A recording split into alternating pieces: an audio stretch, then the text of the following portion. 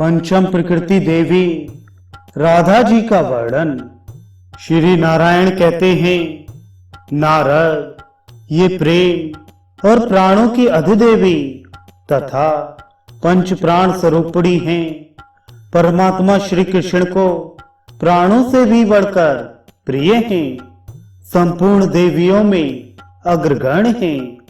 सबकी अपेक्षा इनमें सुंदरता अधिक है। इनमें सभी सद्गुण सदा विद्यमान हैं। ये परम सौभाग्यवती और माननीय हैं। इन्हें अनुपम गौरव प्राप्त है।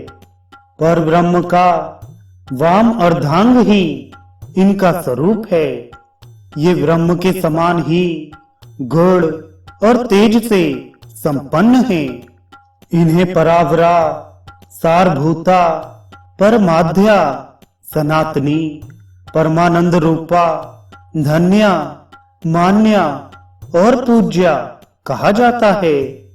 ये नित्य निकुंज श्री रास क्रीड़ा की अधिष्ठात्री देवी हैं। परमात्मा श्री कृष्ण के रास मंडल में इनका आविर्भाव हुआ है। इनके विराजने से रास मंडल की विचित्र शोभा होती है।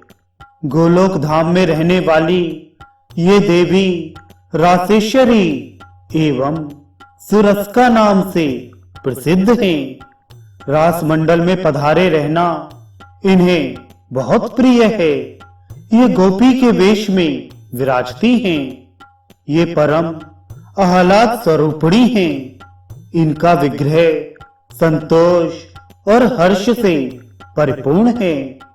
ये निर्गुणा अर्थात लौकिक त्रिगुणों से रहित स्वरूपभूत गुणवती, निर्लिप्ता अर्थात लौकिक विषय भोग से रहित, निराकारा अर्थात पांच भौतिक शरीर से रहित दिव्य चिन्मय स्वरूपा, आत्म स्वरूपणी अर्थात श्री कृष्ण की आत्मा नाम से विख्यात हैं।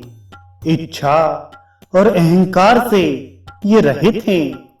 भक्तों पर कृपा करने के लिए ही इन्होंने अवतार धारण कर रखा है। वेदोक्त विधि के अनुसार ध्यान करने से विद्वान पुरुष इनके रहस्य को समझ पाते हैं। सुरेंद्र एवं मुनींद्र प्रवृत्ति समस्त प्रधान देवता अपने चर्म चक्षुओं से इन्हें देखने में असमर्थ हैं। ये अग्नि शुद्ध नीले रंग के दिव्य वस्त्र धारण करती हैं।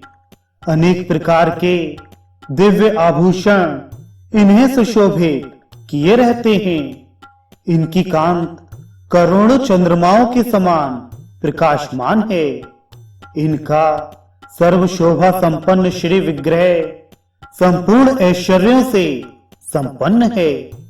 भगवान श्री कृष्ण के भक्त को दास्य रति प्रदान करने वाली एकमात्र यही है, क्योंकि संपूर्ण संपत्तियों में ये इस दास्य संपत्ति को ही परम श्रेष्ठ मानती हैं। श्री वृषभानु के घर पुत्री के रूप से ये पधारी हैं। इनके चरण कमल का स्पर्श प्राप्त कर पृथ्वी परम पवित्र हो गई है। मुनि जिन्हें ब्रह्मा आदि देवता नहीं देख सके, वही ये देवी भारतवर्ष में सबके दृष्टिगोचर हो रही हैं। ये स्त्री रत्नों में सार रूपा हैं। भगवान श्री कृष्ण के वक्ष स्थल पर इस प्रकार विराजती हैं जैसे आकाश स्थित नवीन नील मेघों में बिजली चमक रही हो। इन्हें पाने के लिए ब्रह्मा ने 60,000 वर्षों तक तपस्या की है। उनकी तपस्या का उद्देश्य यही था कि इनके चरण कमल के नख के दर्शन सुलभ हो जाएं, जिससे मैं परम पवित्र बन जाऊं। परंतु स्वप्न में भी वे इन भगवती के दर्शन प्राप्त ना कर सके, फिर प्रत्यक्ष की तो बात ही क्या है। उसी तप के प्रभाव से ये देवी वृंदावन में प्रकट हुई हैं। धराधाम पर इनका पधारना हुआ है, जहां ब्रह्मा जी को भी इनका दर्शन प्राप्त हो सका।